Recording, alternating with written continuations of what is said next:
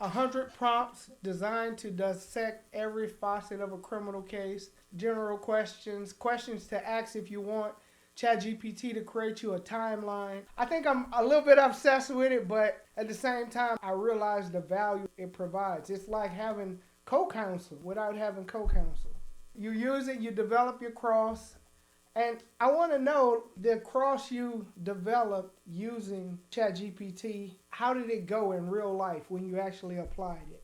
Well, in real life, the judge said to me that I was going to have to establish an evidentiary predicate to introduce the convicted sex offender status. And so the way I did that is I started asking this accuser questions about, did he think that he'd have an easy time finding a new place if he was evicted? And he said that, well, no, I don't think I will now that I have an eviction on my record, because in the meantime, my client actually had filed in court for an eviction.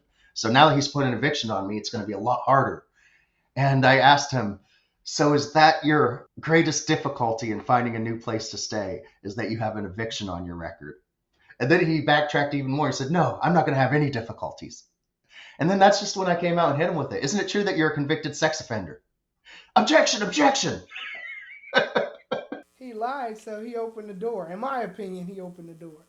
The judge agreed, and the judge also used the term that I threaded the needle. So it was let in. I was allowed to ask the question. Then I tried to get into how severe was the crime. That shocked the judge's sensibilities. And she's like, please don't. And I respected that, and I think that it was okay to leave it at that, because I think that when that question is unanswered, it leaves it to the jury. The jury's imagination goes all over the place. But, it wouldn't have been any better if he had actually come out and said it. I tell people a lot of times, sometimes leaving something unanswered is more powerful than actually answering it, because people are going to form, God only knows what image they form in their mind as to what he may have done. It could have been, something that's a lot of people would have thought wasn't that serious.